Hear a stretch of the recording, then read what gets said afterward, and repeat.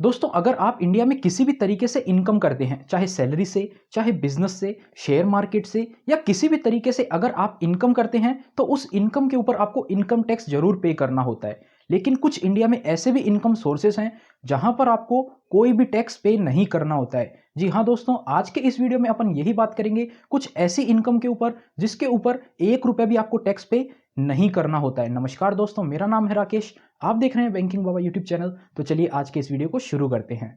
देखिए, सबसे पहले इसको दो टाइप्स में बांट देते हैं। कुछ ऐसी इनकम होती है जिसके ऊपर आपको कोई भी टैक्स पे नहीं करना होता है, और कुछ ऐसी इनकम होती है जिसके ऊपर कुछ कंडीशंस होती है। अगर आप उन कंडीशंस को फुलफिल कर लेते हैं तो आपको इनकम टैक्स पे नहीं करना होगा। तो अपन दोनों की बात करेंगे। पहले बात कर लेते हैं कुछ ऐसी इनकम जिनके ऊपर आपको कोई भी टैक्स पे नहीं करना होता है। Insurance policy maturity.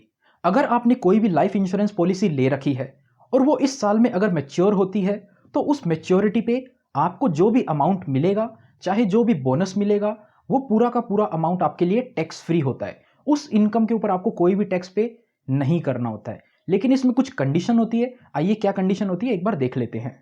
देखिए, जिस भी सम अश्योर्ड की आपने पॉलिसी ले रखी है, उसका जो प्रीमियम अमाउंट होना चाहिए वो सम अश्योर्ड के 20% से कम होना चाहिए, तो ही वो टैक्स फ्री होएगा आपको जब मैच्योरिटी पे अमाउंट मिलेगा।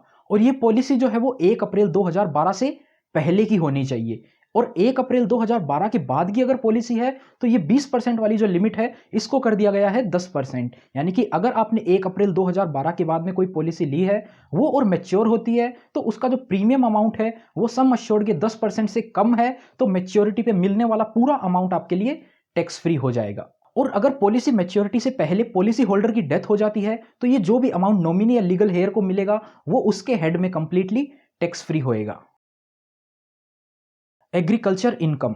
अगर आप इंडिया में रहते हैं और आपका जो इनकम सोर्स है वो पूरी तरह से एग्रीकल्चर इनकम है, तो वो आपके लिए टैक्स फ्री होने वाला है। लेकिन अगर आप एग्रीकल्चर इनकम के साथ साथ नॉन एग्रीकल्चर इनकम भी करते हैं, तो वो अमाउंट आपके लिए पूरा टैक्स फ्री नहीं होगा। तो उसकी कैलकुलेशन कुछ इस प्रकार से की जाती है कि आप कैलकुलेशन करेंगे तो आपको बेसिक एग्जेम्पशन लिमिट का ही बेनिफिट मिलेगा, और जो आपकी एग्रीकल्चर इनकम होगी उसके ऊपर आपको टैक्स पे करना पड़ सकता है।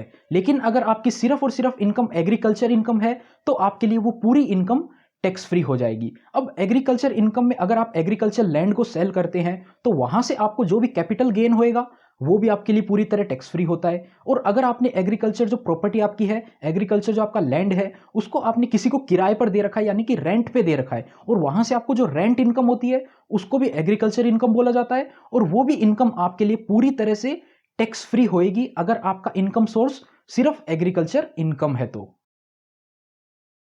Compensation income.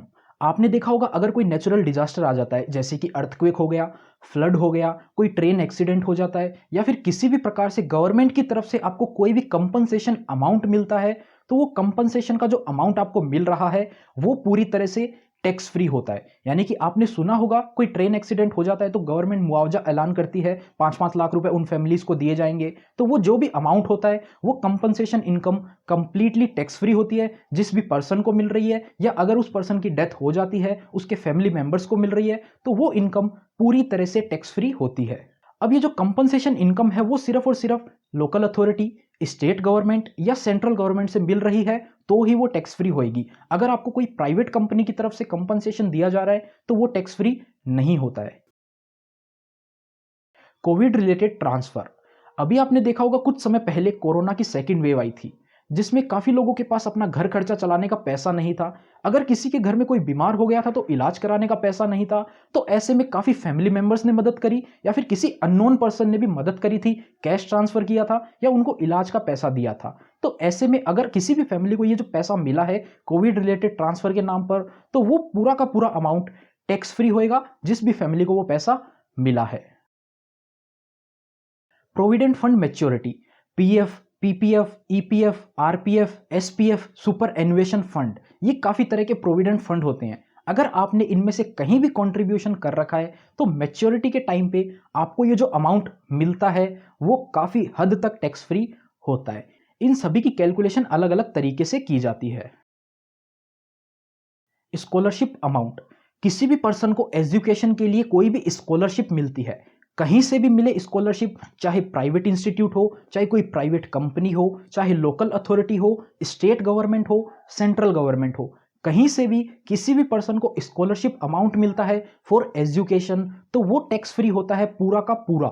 उस अमाउंट के ऊपर कोई भी टैक्स पे नहीं करना होता है। एमपी एमएलए सैलरी, देखिए ये जितने भी एमपी एमएलए एमएलसी होते हैं, इनकी जो भी सैलरी होती है वो टैक्स फ्री नहीं होती है। वो सैलरी अमाउंट इनका टैक्सेबल होता है इनकम फ्रॉम अदर सोर्सेस में। लेकिन उस सैलरी के अलावा इनको जितने भी अलाउंसेस मिलते हैं, डेली अलाउंसेस हो गया, रहने का अलाउंस हो गया, टेलीफोन अलाउंस हो गया, या फिर मीटिंग अलाउंस का हो गया, ये जो भी ट्रैवलिंग करते हैं उसका जो भी अलाउंस हो गया, इनको जितने भी खर्चे मिलते हैं सैलरी के अलावा, वो पूरी तरह से इनके लिए टैक्स फ्री होते हैं। उन खर्चों के ऊपर कोई भी टैक्स नहीं लगता है। अवार्ड फ्रॉम गवर्नमेंट, अगर किसी भी पर्सन को कोई भी अवार्ड मिल रहा है लोकल अथॉरिटी से, स्टेट गवर्नमेंट से या सेंट्रल गवर्नमेंट से, यहां से अगर किसी भी पर्सन को कोई भी अवार्ड मिल रहा है, चाहे कैश हो या कोई भी गिफ्ट वगैरह हो, तो वो पूरा का पूरा अमाउंट टैक्स फ्री होता है। लेकिन वहीं अगर ये अवार्ड आपको प्राइवेट कंपनी से मिल रहा है या किसी भी प्राइवेट ऑर्गेनाइजेशन से मिल रहा है, तो वो अमाउंट टैक्स फ्री नहीं होता है, उसके ऊपर आपको टैक्स पे करना होता है। अब अवार्ड चाहे कुछ भी हो सकता है, चाहे 2000 रुपये आपको कैश मिल रहे हो, चाहे भारत रत्न का भी अवार्ड हो, वो पूरा का पूरा टैक्स फ्री होता है। पेंशन इनकम, देखिए जनरली जिस भी लोगों को पेंशन इनकम मिलती है वो टैक्स फ्री नहीं होती है, उस पेंशन इनकम के ऊपर टैक्स पे करना होता है। लेकिन कुछ पर्सन्स ऐसे होते हैं जिनकी जो पेंशन इनकम है वो कंप्लीटली टैक्स फ्री होती है। किन किन लोगों की जो पेंशन इनकम होती है टैक्स फ्री होती है? अवार्ड विनर ऑफ वीर चक्र, महावीर चक्र एंड परमवीर चक्र। अगर इनमें से किसी भी पर्सन को कोई अवार्ड मिला है तो उसके बाद में जो उसको पेंशन मिलती है वो कंप्लीटली टैक्स फ्री होती है, उसके ऊपर कोई भी टैक्स नहीं पे करना होता है। डिफेंस मेडिकल डिसेबिलिटी पेंशन, अगर कोई भी पर्सन डिफेंस में है, ऑन ड्यूटी, वहां पर उसके साथ कुछ भी हो जाता है और वो डिसेबल हो जाता है उस कंडीशन से, तो उसको जो भी पेंशन इनकम मिलेगी या फिर उसकी फैमिली को भी कोई पेंशन इनकम मिलेगी तो वो कंप्लीटली टैक्स फ्री होती है। उस इनकम के ऊपर कोई भी टैक्स पे नहीं करना होता है। गिफ्ट इनकम, देखिए बेसिकली गिफ्ट इनकम को दो पार्ट्स में डिवाइड किया गया है। पहला आता है गिफ्ट फ्रॉम रिलेटिव, दूसरा आता है गिफ्ट फ्रॉम नॉन रिलेटिव। अगर आपको रिलेटिव से कोई भी गिफ्ट मिला है तो वो जो गिफ्ट अमाउंट है या फिर वो जो गिफ्ट है वो पूरी तरह से टैक्स फ्री होता है, उसके ऊपर आपको कोई भी टैक्स पे नहीं करना होता है। लेकिन नॉन रिलेटिव से अगर आपको कोई गिफ्ट मिल रहा है तो वो एक साल में जितना भी आपको गिफ्ट मिलता है उसकी टोटल वैल्यू अगर 50,000 रुपये से कम रहती है तो वो टैक्स फ्री होता है। लेकिन उसकी वैल्यू 50,000 रुपये से ज़्यादा हो जाती है तो वो टैक्स फ्री नहीं रहता है, उसके ऊपर आपको टैक्स पे करना होता है। अभी जो गिफ्ट का कंसेप्ट है ये काफ़ी बड़ा है, इसके ऊपर हमने एक डेडिकेटेड वीडियो बना रखा है जो ऊपर आपको आई बटन में मिल जाएगा, वो वीडियो आप देख सकते हैं गिफ्ट का कंसेप्ट समझने के लिए।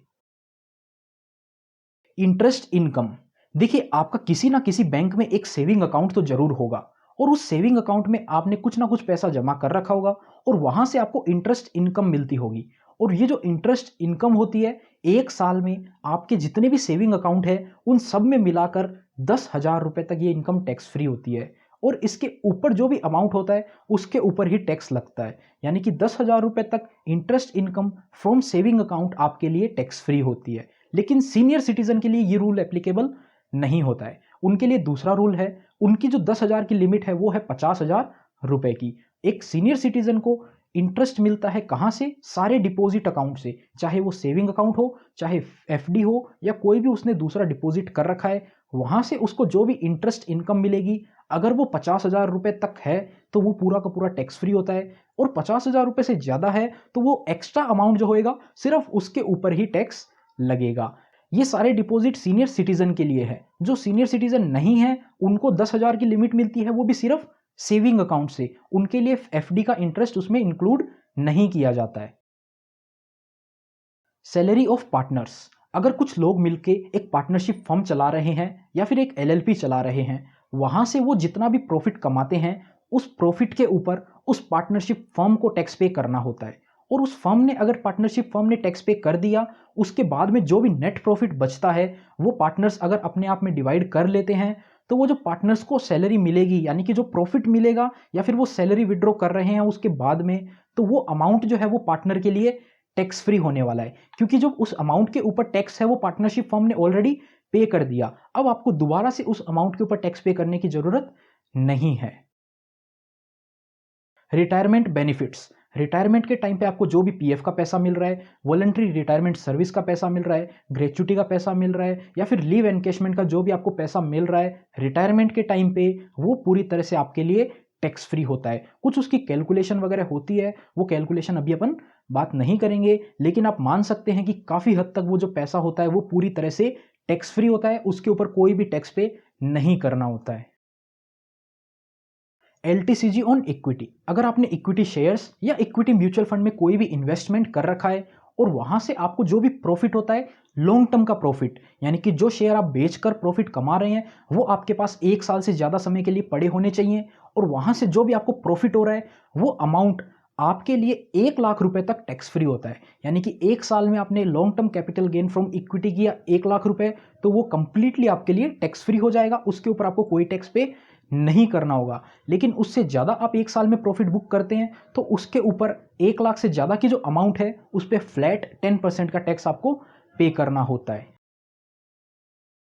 फैमिली एसेट ट्रांसफर, आपने देखा होगा आपके पेरेंट्स की जो प्रॉपर्टी होगी वो आपके अंदर डिस्ट्रीब्यूट हो गई होगी, अब आपके बाद में आप अपने बच्चों में उस प्रॉपर्टी को ट्रांसफर कर देंगे, ऐसे ही पीढ़ी दर पीढ़ी प्रॉपर्टी आगे ट्रांसफर होती रहती है। और ये जिस भी पर्सन को प्रॉपर्टी मिलती है, अब ये पूरी तरह से फैमिली के ऊपर डिपेंड करता है वो किस बेसिस पर उसको डिस्ट्रीब्यूट कर रहे हैं, वो उनका पर्सनल मैटर होता है। लेकिन जिस भी पर्सन को जो भी अमाउंट मिल रहा है या जो भी प्रॉपर्टी मिल रही है वो उस पर्सन के लिए कंप्लीटली टैक्स फ्री होती है, उस प्रॉपर्टी के ऊपर उस पर्सन को कोई भी टैक्स पे नहीं करना होता है। लेकिन अगर उस प्रॉपर्टी को वो पर्सन किसी और को बेच देता है पैसों में, तो वहां से उसको जो भी कैपिटल गेन होगा उसके ऊपर टैक्स लगेगा, लेकिन उसको ना बेचने पर अपनी फैमिली में ही नेक्स्ट जनरेशन पर उसको ट्रांसफर करने पर कोई भी टैक्स नहीं लगता है।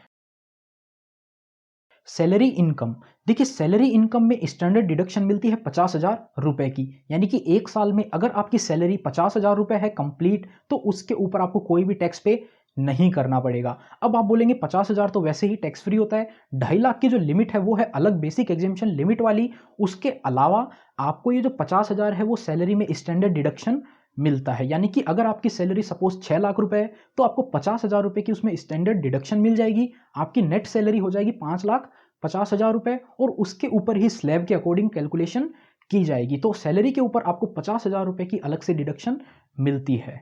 तो ये थी कुछ ऐसी इनकम जिसके ऊपर आपको 1 रुपए का भी टैक्स पे नहीं करना होता है। उम्मीद करते हैं आपको ये वीडियो पसंद आई होगी। अगर वीडियो पसंद आई हो तो लाइक करना, और हाँ, इस वीडियो के डिस्क्रिप्शन में कुकू एफएम का लिंक जरूर चेकआउट करना। तो मिलते हैं आपसे फिर किसी नए और इंटरेस्टिंग वीडियो में, तब तक के लिए अपना ख्याल रखिएगा।